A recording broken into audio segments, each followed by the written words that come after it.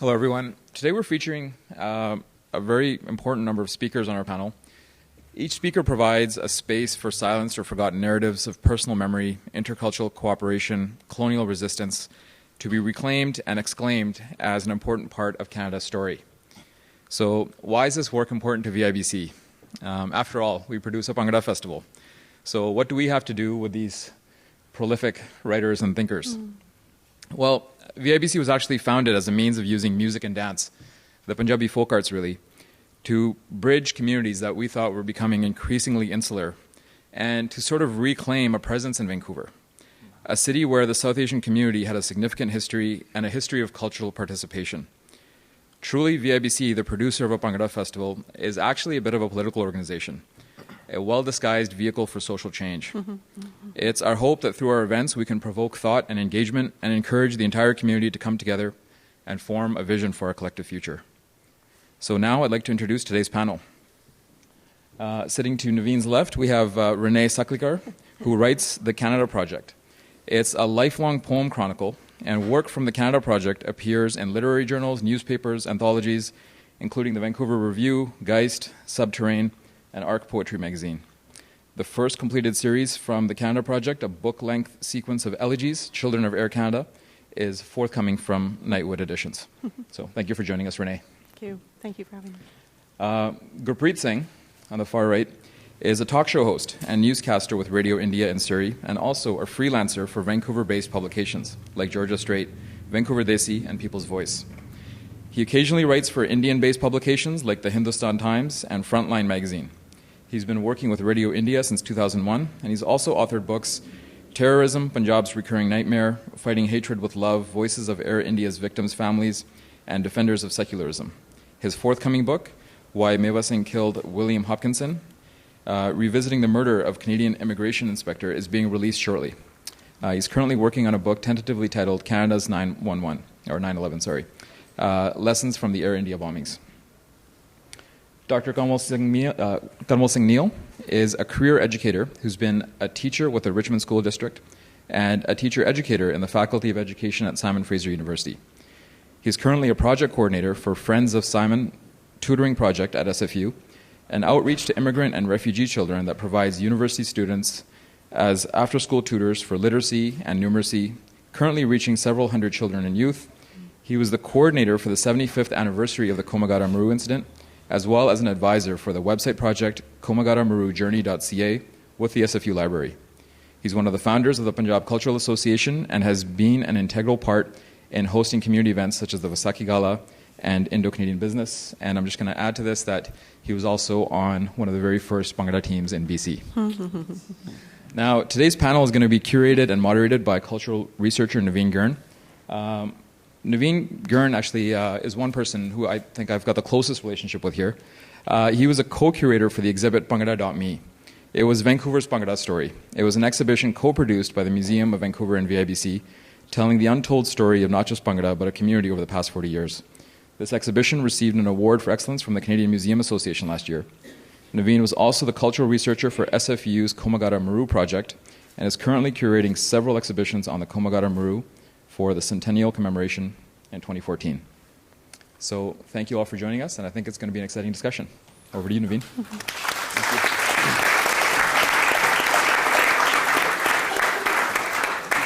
Thank you so much, Mo, and thank you so much to the panelists for agreeing to be part of this wild, crazy dream idea of a group. If I could begin with an issue and a problem that sometimes I face when I'm doing my research, and it revolves around a picture. It's a picture from 1907, and if all of you could imagine this picture, it takes place in 1907 in Vancouver after the race riots have taken place in Vancouver. And it's a picture of a street scene. On the far right-hand side, there's a Caucasian constable and a gentleman talking. There in the center is a Chinese woman holding a child, surrounded by these broken glass windows of her shop. And on the far corner is a Sikh gentleman in a turban, standing, looking at the camera. And for me, that picture has always been so evocative because it speaks to how not just these histories of race and racism in the city, but also how the histories of Vancouver have always been so intertwined. How it never just happened to one community. How moments of trauma, moments of celebration have always included everyone together. And so, and that picture, in a sense, is referenced in a book by Ali Kazemi called Undesirables. And he mentions that it was taken by a very young MP named William Mackenzie King, who later became the Prime Minister of Canada. So there's these interesting connections between the local histories of Vancouver, the intercultural histories of Vancouver, and how it spreads across different areas of the world and the nation. And that's sort of where this idea first came from. Bringing these three very diverse people together who are amazing talents in their own right, who have such evocative practices. And bringing them together are these themes of this talk: reclamation and exclamation, reclaiming stories, these narratives of the past, and exclaiming them. In a sense, not through pridefulness, but exclaiming them in a sense through presence, that here we are, and this is our story. And it's being reclaimed and told in our own voices. So we have such wonderful panelists here, and I want to engage with you in this topic, first off, by starting off with your own practices, as you talk about in these personal ways. So Renee, beginning with you, a poet. How did you become a poet? Did you become a poet right from the beginning, or later in life did you find poetry? Yeah, definitely later. I was thinking about practice and what a practice means when we think about exclusion and excluded histories. So I don't think I really had a sense of being a poet, although I was very drawn to sound and language, until about age 12. And then I started scribbling little notes. Now, English is my mother tongue, my first language. So I became a closet scribbler, as I think so many of us do. And then when, years passed, and I continued this secret practice and went to university. I was born in India, but came to Canada as a young girl and moved across the country. So at university, I actually did a BA in English literature and then went to law school, all the time secretly scribbling, on and off. And it wasn't probably until, sadly, the death of my father, very unexpectedly in 2002, it kind of opened a pathway, as I think trauma will sometimes do. And I became serious in a sense that I applied to SFU, Simon Fraser University's the Writer's Studio. And at the time, Betsy Warren was the director. And I was put in a group with Wade Compton, who became my mentor and who's now the director of the studio. And then I went on to study with Rachel Rose. And through the influence of these three writers, I really found, I guess the somewhat cliche phrase is my own voice, and started really reading poetry and writing poetry in my mother tongue, which is English. Wonderful. Dr. Neel, where to begin with you? Where to begin? Should we talk about the Bhangra? Well, maybe prior to the Bhangra, I've been, again, talking about your lives, histories, and things. Born and raised in Kenya, came here when I was in high school, and that's where my story begins in Canada. And actually, when you talk about that story from 1907, I'm just sitting here thinking about how in the early 70s, walking down on Fraser Street, yes. And you're walking down, and again, ignorance is everywhere, and get eggs thrown at you. And then a number of years later, you go further down, there's Main Street, and we have Punjabi Market. And talking about reclamation, that is the reclamation of how a community grows and changes and works through. Yes. So 70s, just recently graduated from high school, going to UBC, and a group of young men got together, and some were going to universities, some were working, and they said, why don't we do something a little bit different than what people have been doing, which is, work at the sawmill or work in a farm and then go drinking in the pubs in the evenings. Let's try something different. And that started our first Bhangra group. And one of our first practices was at the old Gurdwara at 2nd Avenue, which doesn't exist. It's a heritage place now. And from there, we never looked back. We never had a toll at that time, and Mo would relate to that, and we would play the drums or, whatever we could find. On garbage cans. Yeah. And, those plastic ones. Street dumbing, yeah. Street dumbing, I mean, they have it in New York. We were actually the ones who started it. But anyway, from there, we would go to Fraser View Library and then Sunset Community Center. And then from there on, our group started, held together, 40 years later, we have Bhangra and Me as an exhibition. We have the International Bhangra Festival. And those were very, very humble beginnings. But I think the essence was that we were there wanting to do something from our heart. We felt that it is so important to maintain our cultural roots, our cultural heritage. And when we talk about memories, those were wonderful years, though we had some struggles. But those struggles could be overcome by just laughing at each other. And I'll share some more stories about that No, later. I look forward to it. Yeah. And Gurpreet, journalism and social activism, how did you come to that? Well, what has always made me interested in these kind of stories, because as a journalist, I learned to do stories which are unheard, which are untold. Generally, what we read in the media is all conventional. The crime is reported, that's it. But what is happening beyond is not being looked into properly. And that's the reason a lot of sections in our society, especially the marginalized sections, their voices remain unheard. So that's what always inspired me to do unconventional stories and to tell the stories about people who remain hidden, obscured in the mainstream media. And Gadhar, that way, was something really I really admired, because Gadhar movement has always remained hidden in the mainstream history of India. As a child, I remember that we used to stand up on 30th of January to a siren and for a moment of silence, because Mahatma Gandhi was killed that day. But nothing of that sort ever happened in terms of the Gadhar history. We never read about Gadhar history. So when I came to Canada, and a few years ago when this Abbotsford Sikh temple was given the heritage status, something that bothered me was, even in our own community, there was not enough discussion about its connection to the Gadhar movement, which was a radical movement of its time. So what was being emphasized, it's an old building which was created by the pioneers. Yes. So Gadhar still remained an untold story. It's this idea of having a living building, a living institution that had these stories connected to it. Definitely. Yeah, and Dr. Neel, you've mentioned this idea of Main Street.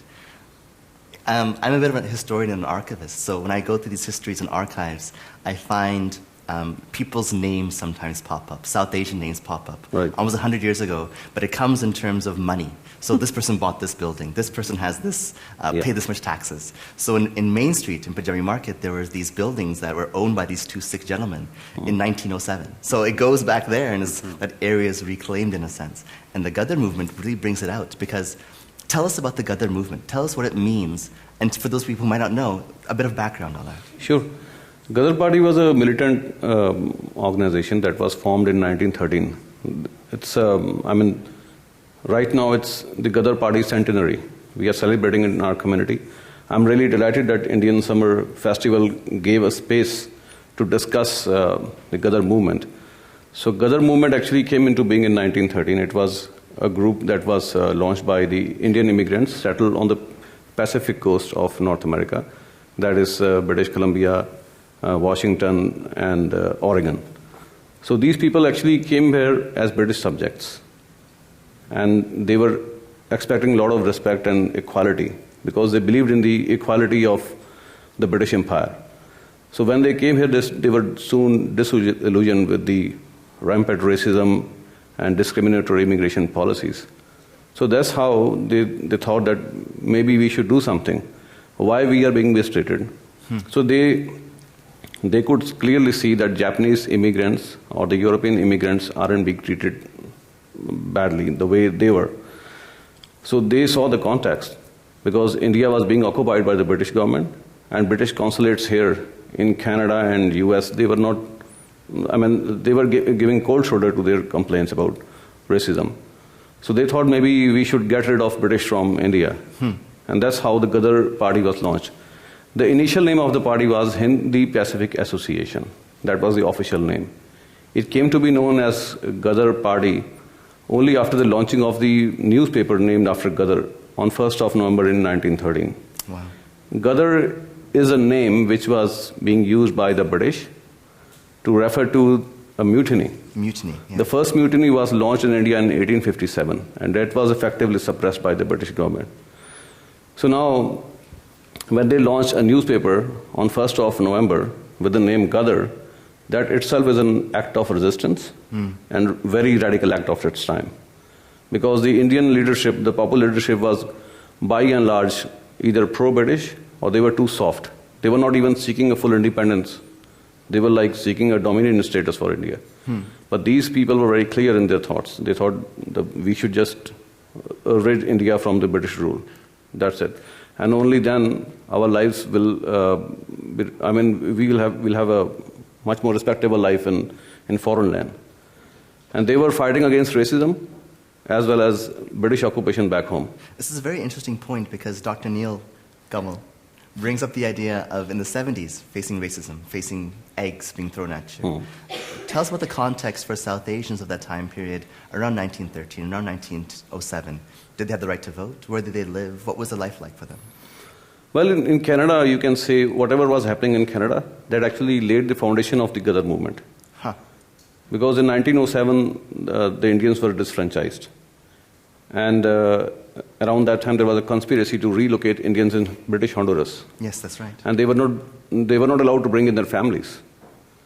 So these reasons actually laid the ground for the Gadhar movement. A lot of people in Vancouver, they became the active members of the Gadhar Party. The oldest Sikh temple, the building is not there actually, but the oldest Sikh temple was actually a nerve center of the Gadhar activities. The leader of the Sikh temple, Bhai Pak Singh, who was murdered inside the temple by a British agent, he actually became a very active member of the Gadhar Party. So he used to, subscribe to the Gadhar newspaper, and he used to read it out to the community at the Gurdwara. So the Sikh temple was not just a religious place. It was actually a center of the political activities. It's such an interesting point because this idea of the Gurdwara being a social place, an economic place, a political space, all those things coming together. But also how Vancouver was at the center of this transnational movement. Right. So it wasn't just Vancouver. It was Vancouver, San Francisco, Oregon, India. They were all in communication about how to ferment rebellion, ferment independence. And this building keeps coming up, the Second Avenue Gurdwara, the place for the first practices, the place for the Gadhar activity. And it's one of these themes I want to bring to, and perhaps Renee, you can address this idea of the absence. Can the absence of something lead to a presence? Recommend a presence. What do you think, Renee? Mm-hmm. I love this question. To me, it's almost the essence of poetry. I think there's this very famous 18th century metaphysical poet who talks about absence, my presence is, strangeness, my grace. And I think I have tried to really connect what is missing in different narratives in the book that I'm going to be coming out with in the fall, Children of Air India. It's not Children of Air Canada, it's Children of Air India. And so it's about the bombing of Air India Flight 182 and a kind of meditation, a reflection as a Canadian. My aunt and uncle were killed in the incident, and so I've written these series of elegies.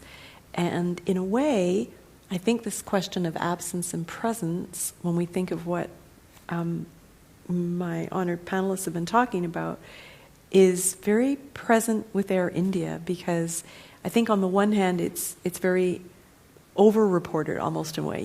It's an icon in Canadian history, but one that we don't always really talk about or talk comfortably about. For instance, in Indian gatherings in BC, which are primarily Punjabi Sikh, I'm not originally from the Punjab, although I'm very interested in our collective and shared histories. When I sometimes use the verb murdered, because 329 people were murdered, it's interesting the reaction I get. There's almost a sense of not wanting to use that strong language, which I understand. It's painful, and I think it's complicated. So this idea of things that are absent but present is so on point with anybody that has trauma in their life, where it's the elephant in the room or we never speak of it. And later on, I know you're going to ask us maybe to read a bit from our work. And so I have a couple poems I've selected that I think go absolutely to this, I think, a really beautiful phrase, absence but presence. I think anyone who grieves understands it impliedly. Absolutely. Dr. Neel and Gurpreet, as historians and people who've used the archive, there's a lot of gaps in the archive, a lot of silences, this idea of absence and presence. You have only snippets of things and you piece things together. How does that come into your work? Quoting you, Naveen, you mentioned about that at one of the events, about the importance or significance of the portrait of Guru Nanak, the founder of Sikhism, which greets the visitor at the Raw State Sikh temple. There's a beautiful mosaic of Guru Nanak which greets the visitor right outside the main gate. That's right. And the untold story is that that's the only artifact from the first Gurdwara which was established by the, so you can say, supporters of the Gadhar Party. Mm-hmm. So for me, it has its own relevance. I mean, for an ordinary devotee or anybody, it's just a picture of the founder of the Sikh faith. Nothing more, nothing less. And it's so interesting, you talk about these artifacts. Dr. Neel has worked with the Kamagata Maru story. Mm-hmm. And in terms of the Kamagata Maru, there aren't any real artifacts there. The ship has been sunk. The people have passed away. We have, in the Museum of Vancouver, this brick that was thrown from the Kamagata Maru during a midnight raid at a police ship. And that's been used as in police evidence. And so it lives now in the Museum of Vancouver archives. Dr. Neel, how would you think about this idea of absence and presence? As the panel is talking about this, it happens not only in the Indo-Canadian or the Sikh community, but it happens in a lot of other minority communities. Yes. The Japanese internment, the Chinese hat tax. Mm-hmm. A lot of those have been just staying in those particular communities. Lots of other communities that have come in Canada, the Finnish community, the Polish community. Canada is such a wonderful mosaic that there is absence of each one of those communities that we want to share and we want to talk about.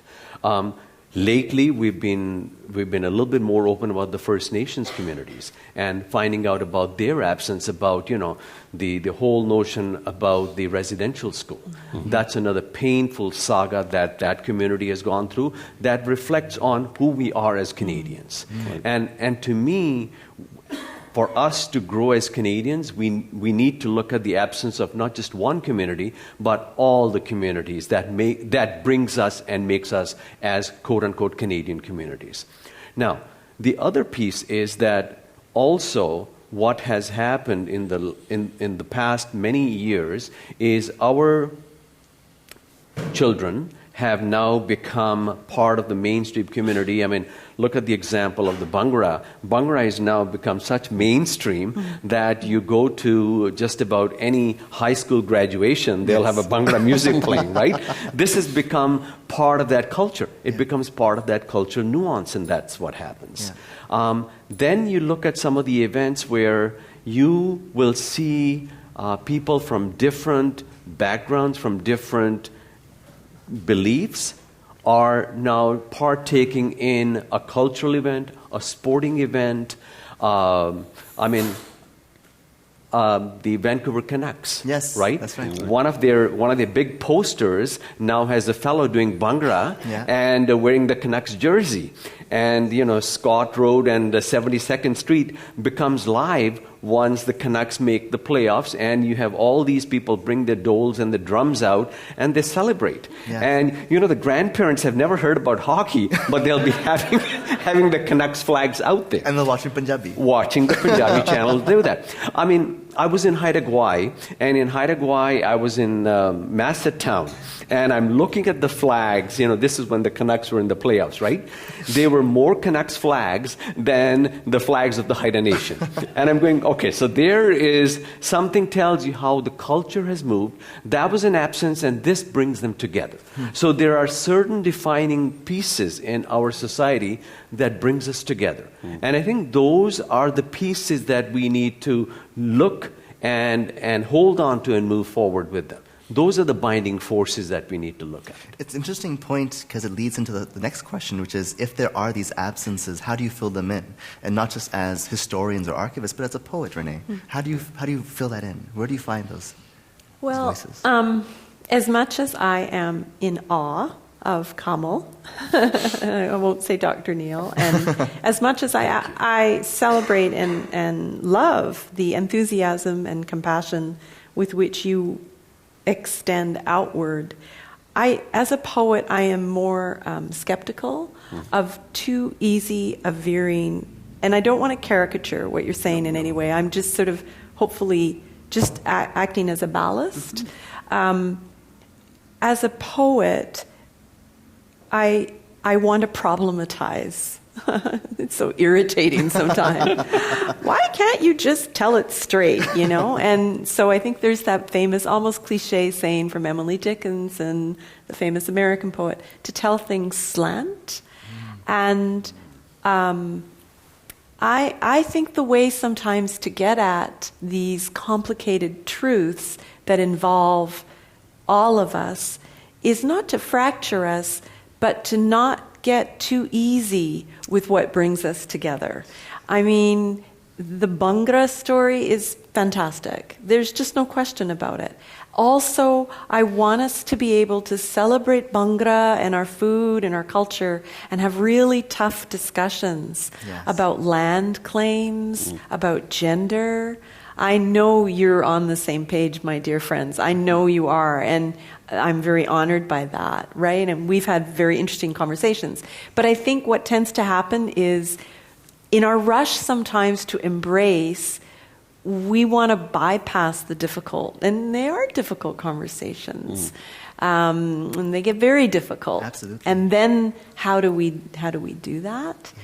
So absence, presence, nuance, coming together, but also sometimes having to find a space for conflict. Well, how does this sound? I mean, there's this idea of including multiple voices to get multiple perspectives. In your own work, though, where have there been examples, going back to that earlier picture I brought up, of these intercultural histories? It's a beautiful image, that picture. Yeah, this idea of intercultural histories. Has it come across your own work of there being tensions or cooperations between cultures, whether it be First Nations or Chinese Canadian or South Asian? Gurpreet Singh. I can give you an instance of doing a special program on residential schools. I do special programs on Sunday mornings. So when I did a program on residential schools, I invited some residential school survivors in my show. Same way, I attempted a program on Chinese head text. So I had Sitan. So we try to give other communities voices as well. The First Nations or the Chinese, they are not necessarily, I mean, I don't necessarily do stories which are Punjabi or just Indians. Absolutely. Yeah. And Dr. Neel, regarding your personal histories, this Bhangra story that you talked about, it travels not just to Vancouver, it goes all across the province. Tell us about that. Yeah. But you know what, before I do that, I think, Renee, you've raised a really good point. Difficult conversations need to be had. Yeah. Right. And I think I am hopeful that our community has grown and has matured to have those communications and those conversations to happen. Okay? A difficult topic for the Sikh community was tables and chairs and where do we eat, langar in the Gurdwara. Yeah. Move forward 10 years, the community has matured, whereby now the conversations happen. There was a time when families wouldn't talk to each other because it was such an emotional issue that you could not even talk about it. We have come to the point where now families can sit together and talk about it. And I'm going, this is the sign of a mature community, that you've grown and you can talk about that and moving forward with that. So talking about that communication and talking, so we were talking earlier and Naveen said, you know, you got to share this story. So this is in the early 70s and there was lots of racism and lots of problems happening up north in Fort St. John. It's a rural community about 20 hours car ride from here. So they said, you know what, there's a sawmill and most of the Punjabi Sikhs work there. And then there's a big band there and they have a First Nations community. And basically these people want to go and drink at the community center and those people get drunk. Why don't we do something to bring them together? So they said, we know we have this group of young Bhangra boys in Vancouver. Let's call them and they will solve the whole problem. So they, 8 of us got in a van, drove 20 hours, go to this community center. It's a Saturday afternoon. Half the people are drunk, and so they said, you are supposed to perform there. So we started performing, and I think within 30 seconds, they said, come on, in the back room, and we're out of there. So that was the extent of our performance. Within 30 seconds, we were gone, right? And then the next thing we hear is there's a huge fight. There's a huge fight between some of the Punjabi people and some of the First Nations, and we go, what happened? And then somebody said later on that night, what actually happened was the guys were drunk. They couldn't understand what they were saying. And the First Nations guys were saying something, and the Punjabi people heard, you are Boer, which to them, coming from India, means we don't want you. We've had enough of it. And the poor First Nations guys were saying, we want more. And that was it, from more to Boer to the end of that whole night, and it's just because of one simple incident, and we were out of there. And so later on, we kind of realized that, incidents like this happen everywhere. It's just that one simple thing, a simple word can be taken out of context, and then afterwards we found out that the elders got together with the community, and things started to get better. But again, until the conversations, the communication happens, those things don't go away. Renee, I see you pensive. I'm pensive. Let's move on from this topic, because I think it's so interesting to look at this idea of interculturalism, but I know because of time is the only reason we should move on. Let's look at this idea of the work that you do.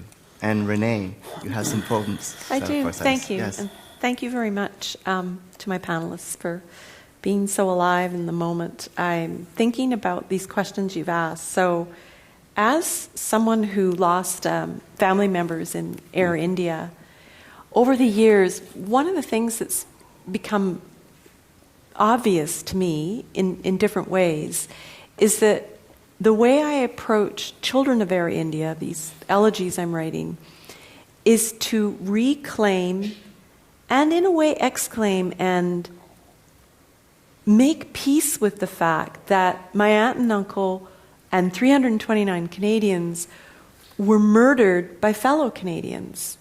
And those Canadians happened to be Punjabi, and so they claimed to be Sikh worshippers. Now, I think they were using religion as a smokescreen for other issues, and I think it's a kind of obscenity to engage in what I call a spectacle, the spectacle of history behind dress and garb and faith in order to commit violence. Now, this becomes a very complicated question, I think, as a poet, because violence is done not just by individuals, but by states, by governments. True. And so we can have a very complicated discussion about violence. So as a response to many of these things, I wrote a poem that has been anthologized now several times, which I'm very proud of. It's short, so I will get to it. And it's my act of making peace with what would have been a very easy thing for me to do, which is to become quite racist against Punjabi Sikhs. That would have been an easy place to go if it is supposedly Punjabi Sikhs who murdered my loved ones. And if I can fight that inclination, then I think other people should do so as well. And so this poem that I'm going to read is a kind of contemplation of memorializing people who aren't me, but who I feel passionate about why they died and how they died. So I'll just read the poem. It's called The Next Growing Season, a glossary. Dimension, March 2007. Sound, Trans-Canada Highway. Story, Abbotsford. Context, farming. Vehicle, tractor. Transmitter, siren. Sound, churches, gurdwaras. Materials, baggy pants, tunic, scarves. Story, Amarjit Kaur Bal, 52.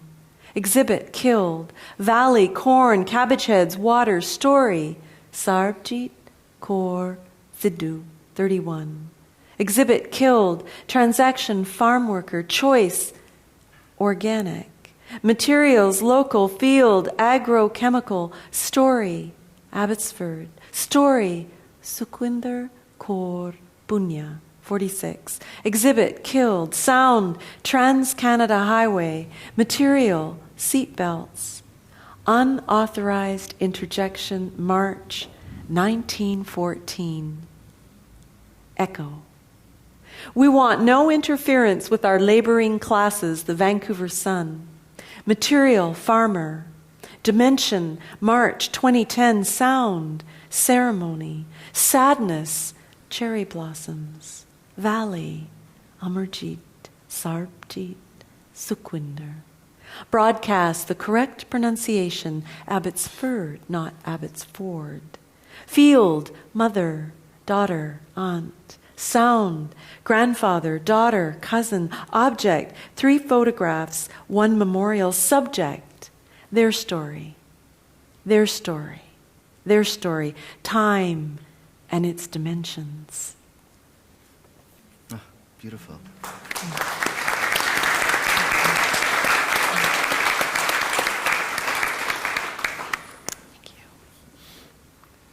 That piece, it's so evocative in terms of, for one thing, for me, immediately comes out this idea of speed and the care that's taken in pronunciation of certain names, and in a way bringing the humanity into these stories and these narratives that could be listed as just bureaucratic forms. This is this, and then taking that moment and that space to tell and to speak.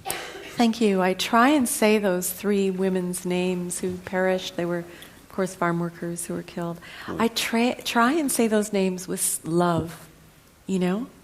I just try and put as much love as I can into saying the names of these women whose names are not my names. It's not my language. And how can I honor and memorialize these 3 dead women who I feel a sisterhood with as brown working women? And thank you. Thank you for feeling that, right? Because when I'm saying those names, I am trying to put as much love into them as I can. Wow. Would you have something else you want to share with us as well? Yeah. So again, I think to honor our panelists, to honor all of you, I mean, look at our, thank you. Thank you for being here. I will read just a fragment that I think touches on everything we've discussed from the book that's coming out. You can pre-order it through Harbour Books if you go online. Renee, Sarojini, Saklikar. The name of the book is Children of Air India. Thank you for letting me plug my book. And this is about a very specific place on Vancouver Island. It's absent and present. Mm-hmm. It's connected, I know, to the Gadhar movement and to many very interesting families, Japanese, Chinese, First Nations, and of course, Indian, Punjabi, Sikh. And the name of the town, it's like a ghost village now, is Paldi, yes, outside of Duncan. Right. And in the woods outside of Paldi, one of the people who's actually been convicted for putting the bombs on the plane that blew up Air India Flight 182, he experimented with making the bomb in the woods outside of Paldi. So here's just a little fragment. Exhibit, Subaltern Sutra, speak. About the tatters of history thrown roadside, there is a signal. 1906. Comes a man, name redacted. He is India to Canada. He is the lore that is the founding of the village. Let the name stand. Paldi. Unauthorized interjection. At the Legislative Library, Victoria, British Columbia, librarian. There's not much here about Paldi. Exhibit, rag, bit, story, village, empires, jewel, India, colonies, outpost, Singh, Cowichan, Vancouver's island, oblivious. of your valley. Ask those in Duncan, sister, cousin town, what happened in the woods? Ask what happened in the woods. Show us the way to Paldi. We never speak of it. Oh, wow. Amazing.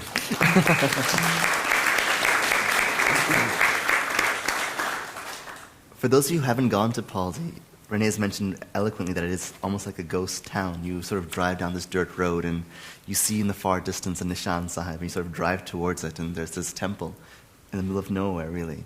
But it's evocative of this space, again, the absence and presence of the Japanese community that used to work there, the Chinese community used to work there, and I didn't know that happened there. And Paldi is such a magical place. It holds such an important place in the history of the community. To know that desecration took place there. Desecration, It's heartbreaking. Actually. It is heartbreaking. It's life and death.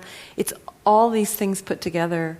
I just wanted to share with the audience what you can't see that will be in the book is when I use this silence that you heard after saying Sing Cowichan, I've inserted the names of all the different Cowichan First Nation languages. Wow. And then I've redacted them. I've struck them out.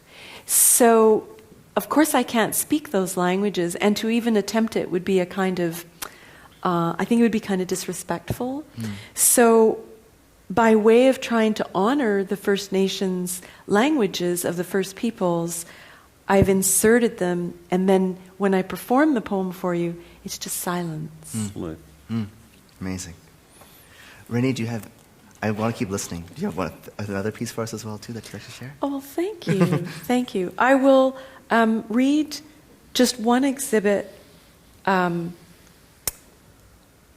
the elegy. So there were 82 children under the age of 13 who perished in the bombing of Air India Flight 182, many of whom were Indo-Canadian, some of whom were Hindu, some of them were Punjabi Sikh. There were French-Canadian families, Italian-Canadian families. That's right. So here's just one based on my going into the archives. There's 17,000 volumes of documents as part of the inquiry. Wow. Exhibit, child. He runs down a hallway in an airport, mouth open. At the side of one lip, a curdle of spit. Brown owl eyes widen his face, chubby child. At the juncture of wrist, ankle, plump, smooth skin. Chattering and loud, he kicks and kicks where vinyl seat coverings join tubular metal, row on row, fists open, release. Find his mother's hair and he pulls. Pull on time now, child. 3 years old. Status unknown.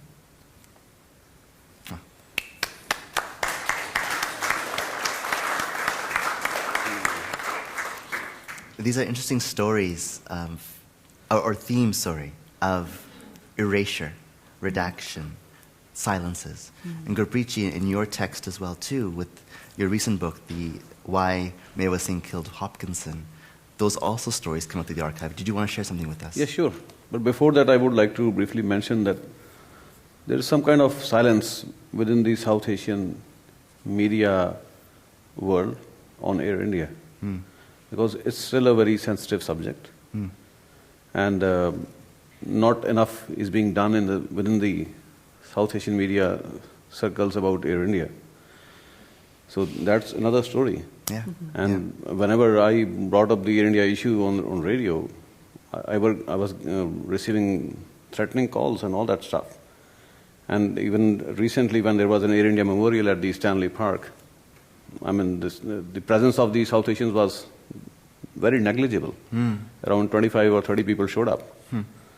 So that's also something which disturbs me a lot. And Air India stories need to be heard. Yes. If you go through my book on Air India victims' families, you will listen to many unheard voices, unheard stories.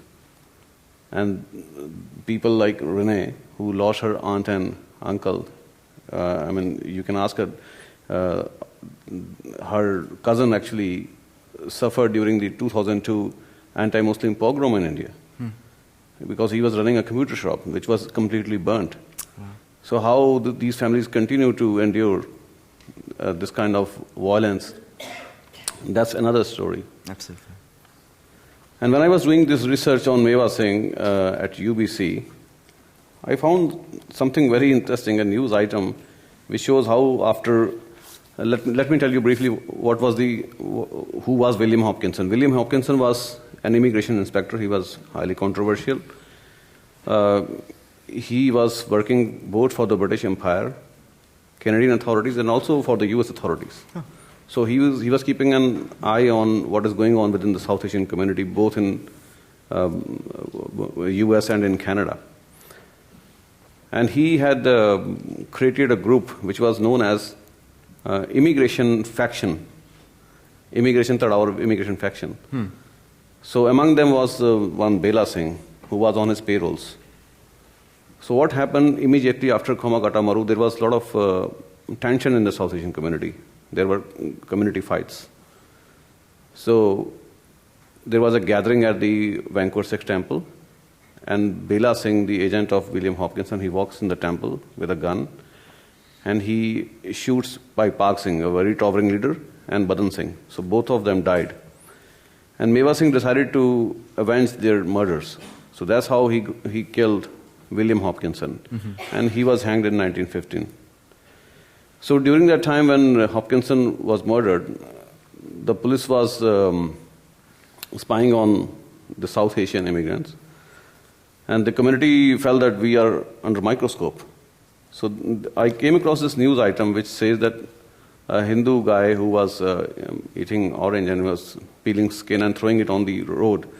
So a policeman came and reprimanded him. So he just hit him with a cane and was saying that after the murder of a white officer, you are treating us badly. But the problem was that I didn't have enough space in my research paper to mention about this incident.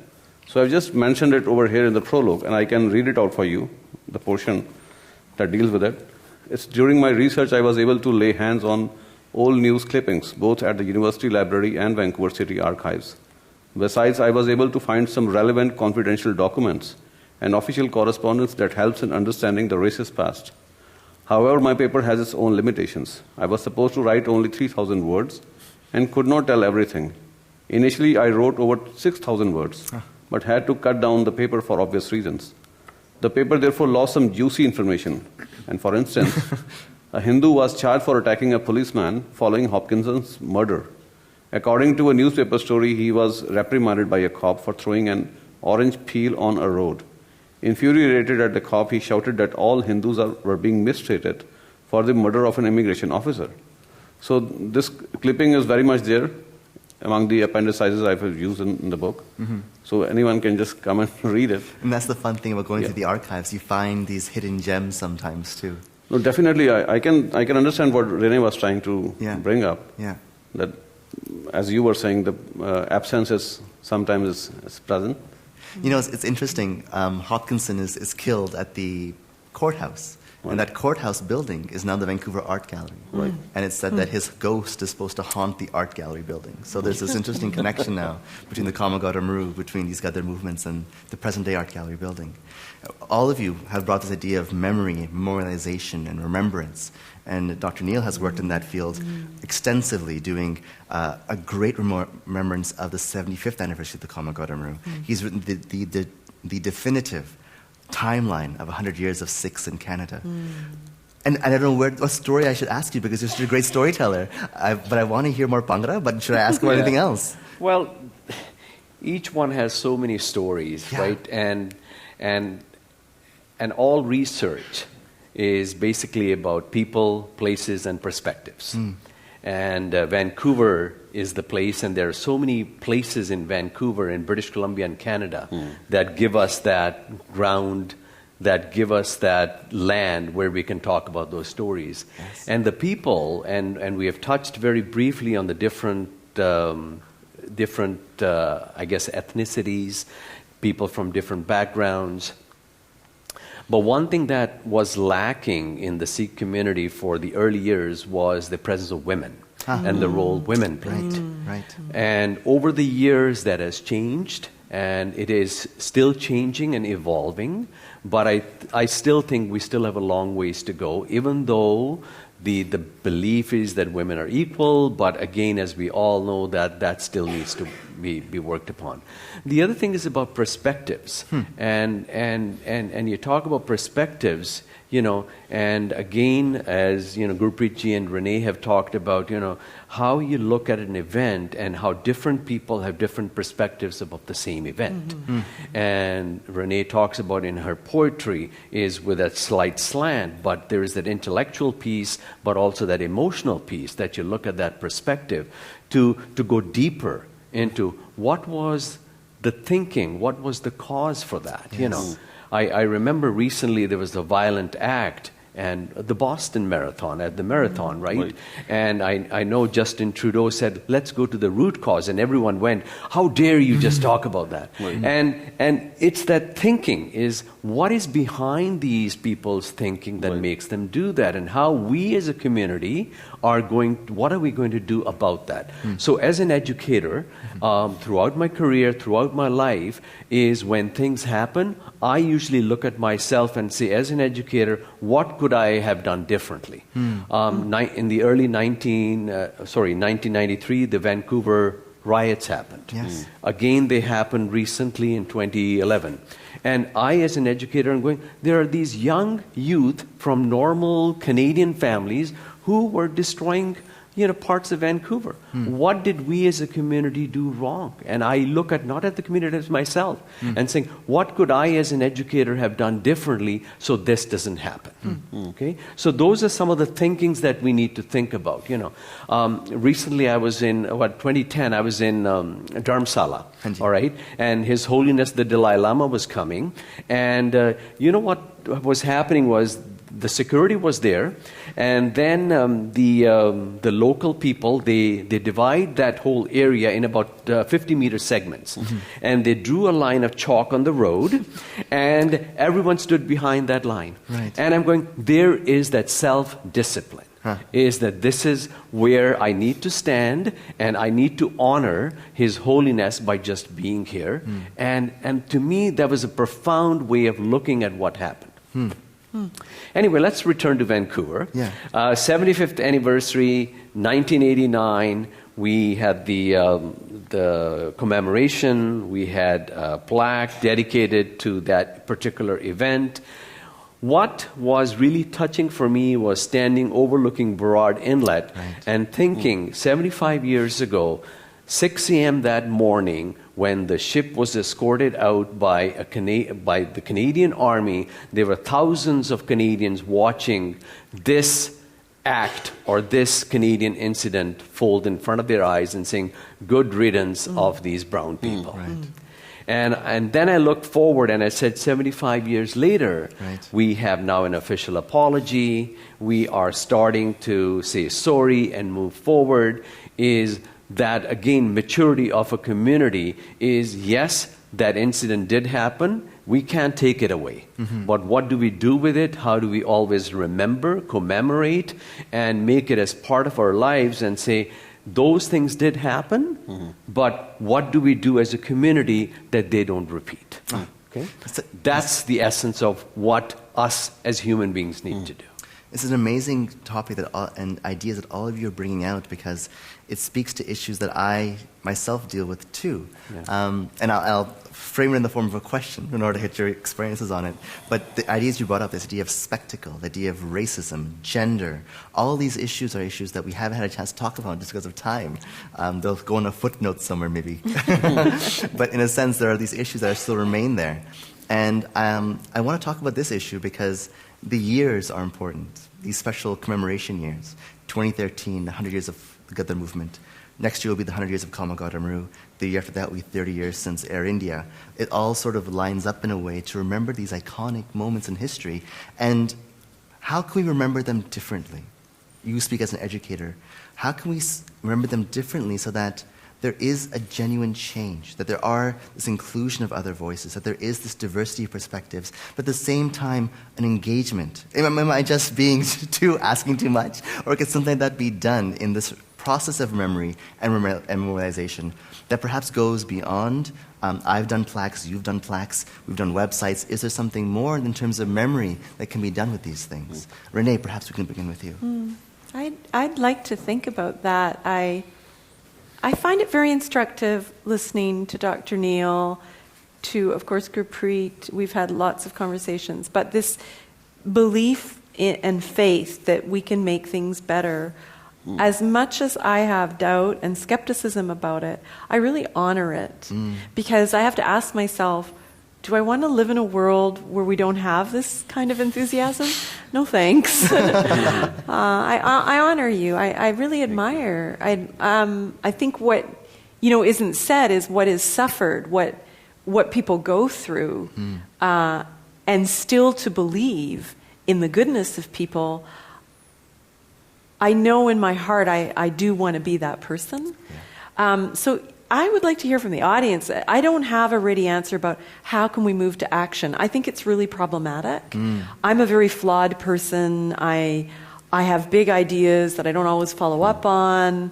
I'm always hesitant. Can I make the world better? I don't know. I just try and be as good a poet as I can be, and that includes a lot of failure. It includes a lot of failure. So I guess in terms of Air India, what I was given an amazing opportunity to do, is in the audience, by the editor of the Georgia Straight, Charlie Smith, was to write quite a lengthy essay.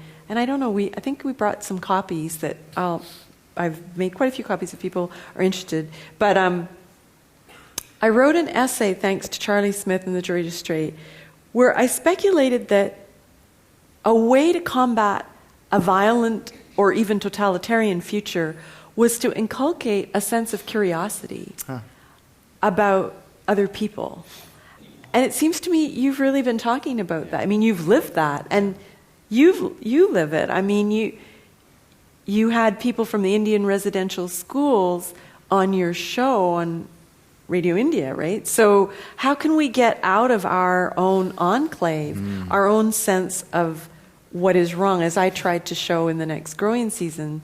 Maybe that, to be curious about the other, not in a tourist extractive way, but in an honoring and respectful way. And Naveen, I mean, all I can say is that I learn every time I listen to you. So your interest in going beyond the surface, and I think it's pretty, that would be my response. Like, how do we move to action is to go beyond the surface. And that's a great point. I think we will probably open this question up to the audience because this is the final question. But before we do that, perhaps you can have your perspectives as well, too, on this idea of remembrance and commemoration and how to properly do that.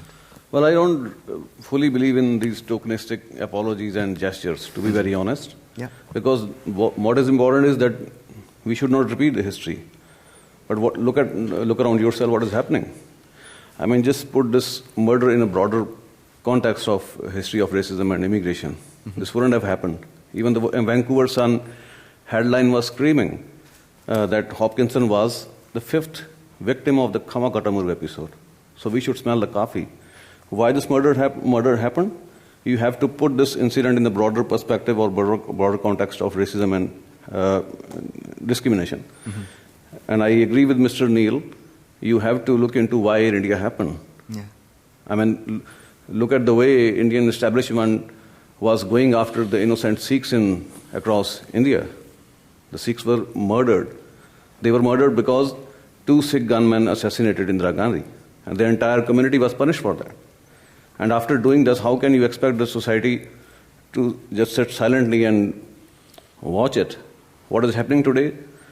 Mr. Harper is apologizing for the residential school episode, but at the G20 or G7 event, he was saying that Canada has had no history of colonization. So what's the point, right? And Mr. Harper and Mr. Jason Kenney, they are rubbing shoulders with the stooges in our community, and they are screwing up the immigration system. So what's the point in apologizing for Khama Katamuru? Yeah, and I agree in a sense that all these histories have nuance to them, and equivalencies are difficult to make, and they require a degree of perhaps adeptness that even I, that I definitely don't have. Mr. Nuance. Mr. Nuance, yeah. So in a sense, they require a lot of work, and I think trying to find something that's catch-all is the wrong way to go for it. It's the idea of being part of the process, of moving the discussion forward and doing the best you can. 75th anniversary, 100th anniversary, and then onwards. Just different things come to your mind. I was in Haida Gwaii doing my research for my doctorate, and I was talking to one of the elders, and he says, let me tell you one thing, that in this dock at Queen Charlotte City until 1971, there was a sign, Indians and dogs not allowed. And he says, not your kind of Indian, but he was trying to make me feel. I said, doesn't matter. Yeah. And he said that we as a community have to outgrow that. That's been in our blood. And we had to struggle, but now we are coming to that point where Haida Nation has self-determination. And it happened because we believed it could happen. And this is that belief that you sometimes have. I'll just end up with one quick other incident, which has been really remarkable, is how the Quebec Soccer Federation wouldn't allow young Sikh boys wearing patkas to play soccer. And they were so adamant that they are not going to let those little kids play soccer. What damage is that going to do? So, and I'm watching this whole thing come around, and FIFA has given the approval, and Canadian Soccer Association has given the approval. But to me, it didn't matter what the big organizations did. But the touching moment was when one of the coaches talked to his team, and he said, look, what would you rather do, play soccer or fight something which is unjust? And the kid said, fight something that is unjust. So I'm going to choke up. He went to the Gurdwara, got patkas, and the team wore patkas and played. These are Quebecois. Yeah. And why did they do it? They said it's important to fight racism than to play soccer. So to me, there are good people everywhere. We need to honor them and make sure that we honor those particular kids, those particular people, because that's what will make a difference in our society. Oh, wonderful, wonderful sentiment. Yes.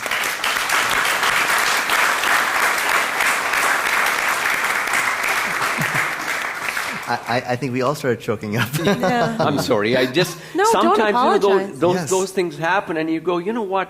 What a brilliant way to honor. Yes. And let those kids walk a mile in their shoes and see what it is. It's nothing really. That's their belief. Why can't we just let it happen? And that's why I love the way that you've framed this in terms of honoring the story, honoring the history, honoring the passion. And Renee uses the term honoring, Gurpreet as well too. This idea of it's just honoring that story and giving it justice and doing the best you can in terms of making sure that story gets told.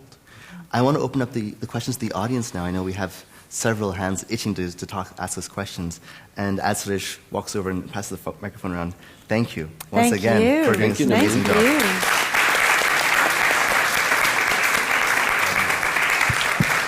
Can I have another volunteer help me on that aisle, please? And Naveen, I'll let you decide which question is up. Sounds good. Sounds great. You have the power. I have the power. There's one in the back at the top there.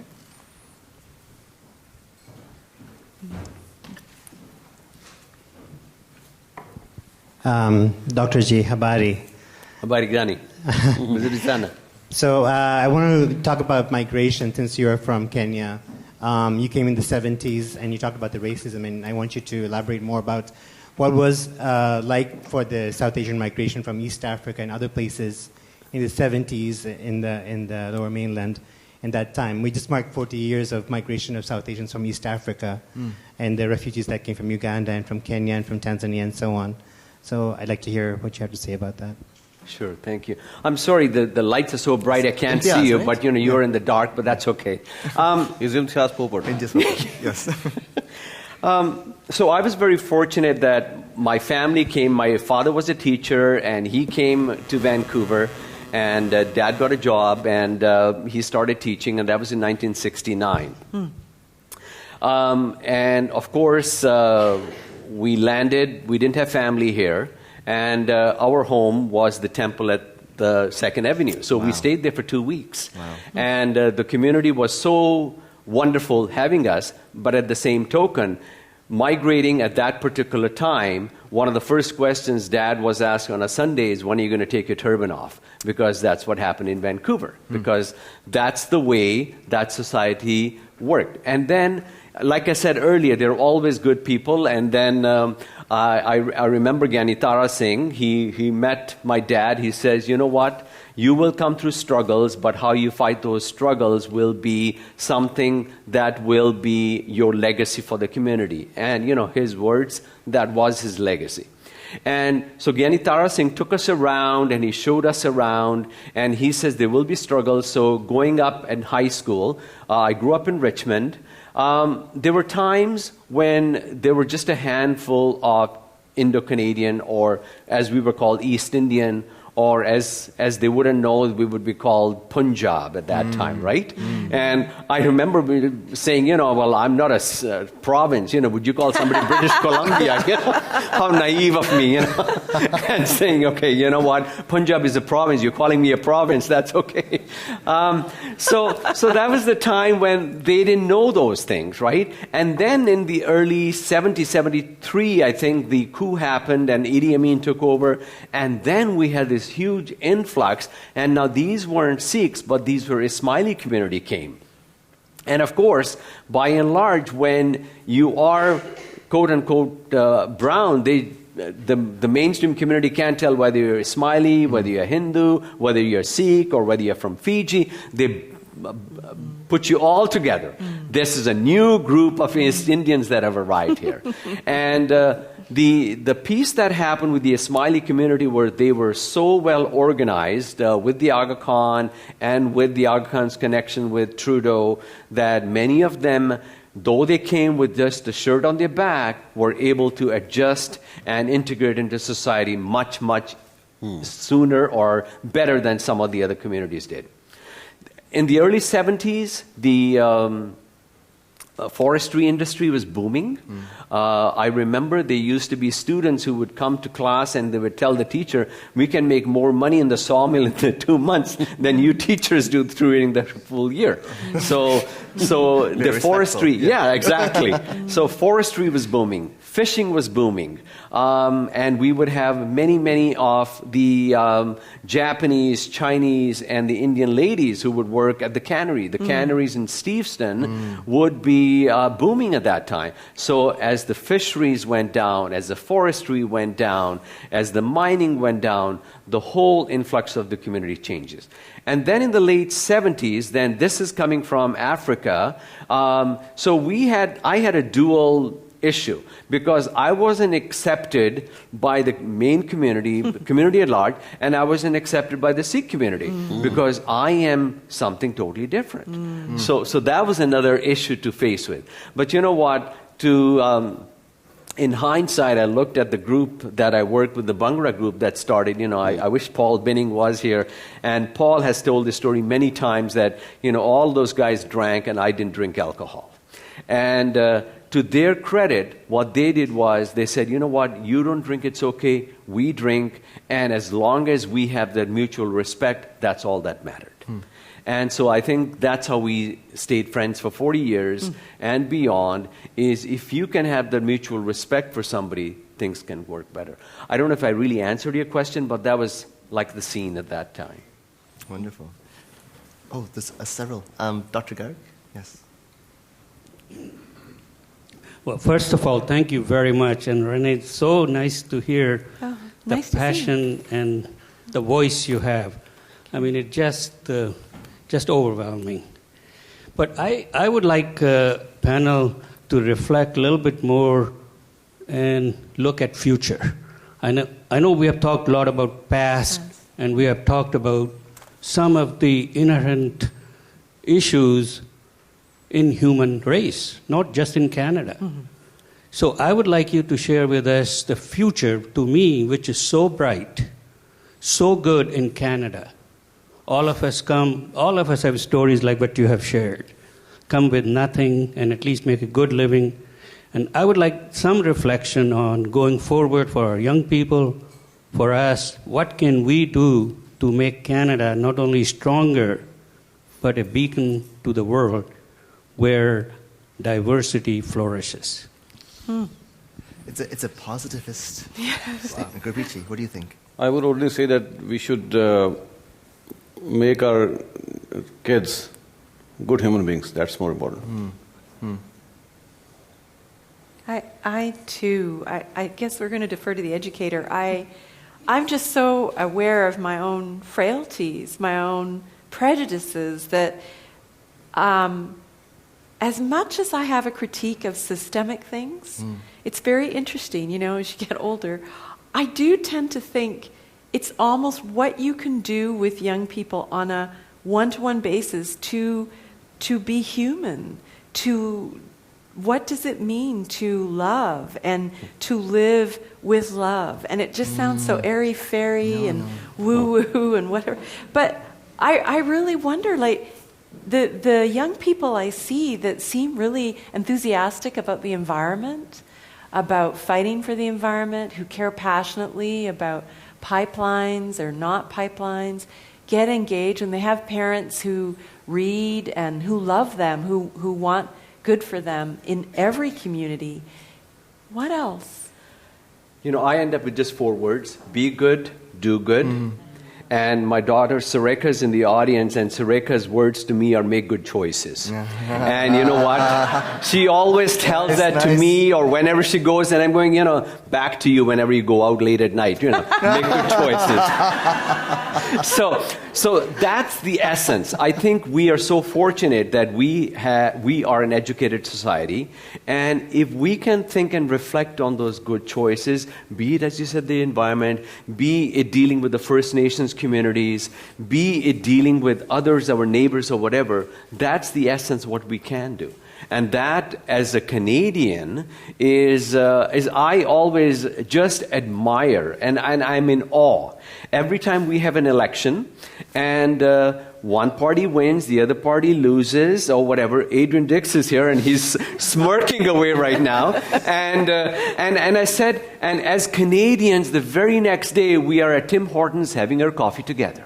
Well, some of us. Some of us, right, yeah. Okay, whatever it is, within a few days we are. And I think that is our biggest gift. Absolutely. To be able to put that aside, and you look at other parts of the world, you know. I mean, I look at Egypt, and, you know, 15 years ago I was there at Tahrir Square myself, and I'm going, this is the land which was the cradle of our mathematics, of our sciences, all of that Middle East, and look at it erupting. And I hope it never comes here.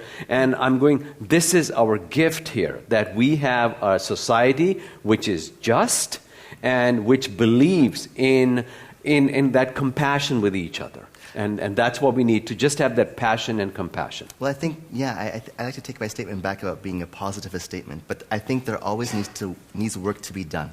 And there is a goal in mind, and we have to always work towards that. Any further questions? Oh my goodness. Oh, wow. Yes, how about in the front here? Just want to add to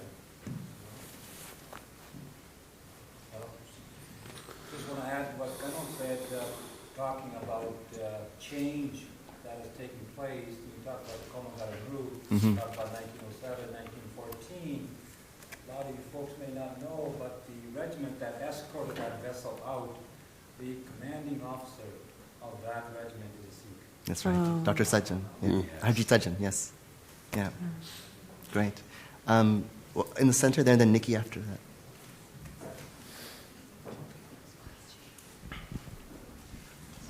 This is a question for Dr. Neel. Abari Ghani, my mom's family is also from East Africa, from Uganda. And I wanted to ask you a question. What was the difference between living in East Africa as a South Asian and living in living in Canada as a South Asian when you first came here? And what were the advantages of disadvantages with the difference in the lifestyles? I think over the years, if there is one thing that I've come to realize, is that in Kenya, the Asian community would live separately. the European community would live separately and the African community would live separately. So it was a segregated community that lived, right? Coming to Canada, if there is one thing that I thought was just so wonderful, is how you can be equal to others and you can have a community, doesn't matter where your roots are from, but you have equal opportunity to grow and live together. I didn't realize that was such a gift that we had in Canada until as you grow older. And I remember years ago I was listening to a talk by Justin Trudeau, and he was still a young kid at that time.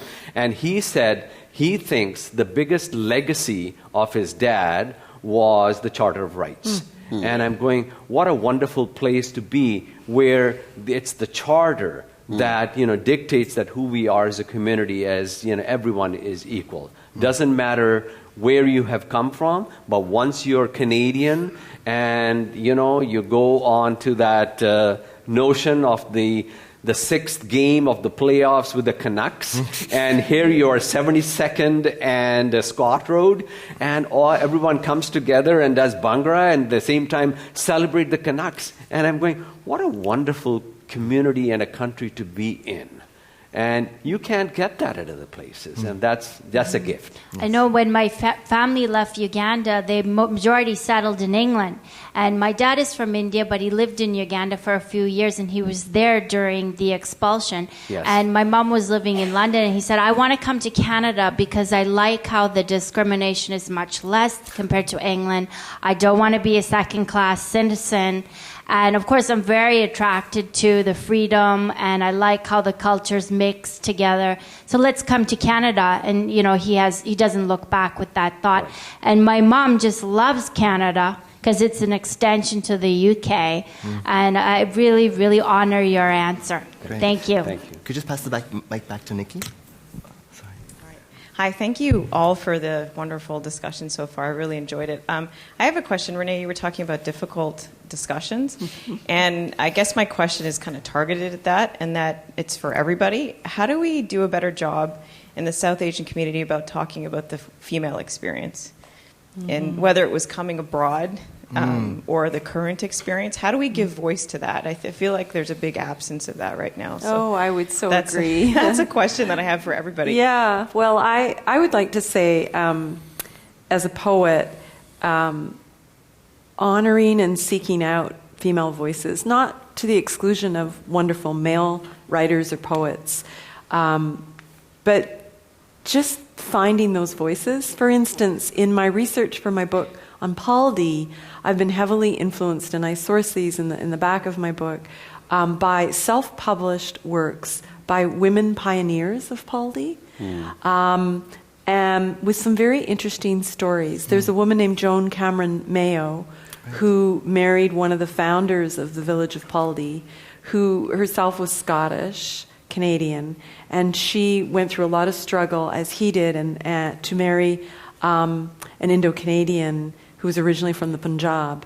And she's written a book on Paldi, and I really find that as women, South Asian women, to seek out women writers, find them, look for them, get into the archive, be curious.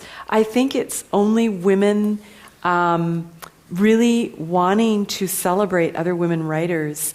We've got some great women writers. I won't embarrass them by picking them out now in the audience. So it's not in a clannish way, not to say, oh, well, don't read great male writers. That would be absurd. But to actually make it part of your practice to seek out women who might not, at first glance, be part of what you're looking at. That's my poet's response, and I'll defer to the other panelists. I'm actually going to defer this to the next panelist. I know Satwinder Baines and Shauna Singh Baldwin are here. I think they would have a wonderful perspective on that, so I'm going to leave it to their expertise for the next session. Sounds good. I agree with Mr. Neel. We have some questions. Lots of Manjot, and then Balkaran. Oh. Hi. Thank you for such a great discussion. I guess I would come from more the perspective of the slant as Renee said, and being a little, I don't want to say negative, but something that I've found curious is this discussion of Canada and the opportunities, and it's quite positive. But I see the other side, the racism that's still happening, and I thought what was interesting about discussion was that it was quite, I found, introspective within the Punjabi community, the South Asian, but there's so many issues with, say, the mainstream or the white or whatnot communities. Education systems haven't changed. You don't learn about any diverse experiences at really any level, I found at least, in elementary school and high school. Government systems haven't changed. People in power are not, it's not diverse. Where do you see the change or the relationship building to actually bring about that kind of change? Because they didn't really talk about the Komagata Maru when I was in elementary school or high school. As far as I'm concerned, I don't think it's changed, because having one paragraph doesn't really mean something, and you don't really learn about other immigrant experiences in the school system. Mm-hmm. Well, I'll jump in, and then it'll be interesting to see the discussion. Yeah, I would probably align myself much more on that level. I think it's through organizing and resisting and questioning what it's always been. I think there is a lot of racism. I think there's a lot of classism. One of the things I'm very interested in, growing up in a very sort of traditional white working class community of New Westminster, is what I see as a sort of absencing of white working class communities, you know, and so how does that intersect? I think it's about organizing and resisting and asking questions and going beyond what is the main or the frame and trying to find ways around it. In terms of a poetic practice, it's reading the footnotes and then following up the footnotes. It takes effort. It takes energy. It takes almost a certain type of discipline and a kind of critical awareness. I think a lot of it is about education. I didn't know anything about Komagata Maru growing up in New Westminster in the 1980s. I didn't know anything about the town of Paldi. I knew very little about the story of Air India in many different ways. And so finding a way to educate yourself, and I don't have like a magic formula, but I think it's always been a struggle. Yeah, I agree with Renee that we need to educate, we need to be critical. And as I said before, I don't believe in tokenistic apologies and all that stuff. So we need to be realistic. We should make sure that history is not repeated. That's more important. I think it's that openness and that communication has to be there. I think it's the fundamental start of what families do. Is, you know, that kitchen table talk, is raise the bar, is raise the conversations, and don't shun the kids away, but talk to them about things, right? Talk to them about the issues, the concerns, the questions. The questions are there. We don't have all the answers, but the community has grown so much, and the community has matured so much, is how do we move forward with that? You know, I mean, you know, Mo doing the introduction today, I mean, it goes back to the early 70s when we would do Bhangra, and, you know, people would literally, you know, throw stuff at us, you know, and now they want to be part of that. They throw money instead. Now they throw money, yes, right. So it's, well, maybe he does. But it's the maturity of our community also. And I think, you know, our community, when I say our community, I mean the community at large has really matured to many, many different aspects. And, you know, be an optimist with those particular ideas and think about that. But you know what? We shouldn't be wearing those colored glasses either. So there is racism even today. There are issues that are even today. But I think now people have the strength and have the knowledge to kind of, you know, head on and face those challenges. I'd like to take this opportunity to thank Gurpreet, Dr. Neel, Renee, for your wonderful time. Gurpreet has a book that's available for purchase, the Why Mera Singh Killed Hopkinson. Renee has a book coming out in the fall, and she also has a piece here today that she'll share with you. Dr. Neel is doing wonderful things. I'm thinking about a book. No. Bhangra comic book, perhaps? Yes. That's right. Thank you so much for indulging this conversation. You. And thank you to Suresh and Laura Yes, for Anytime thank you Festival. very much.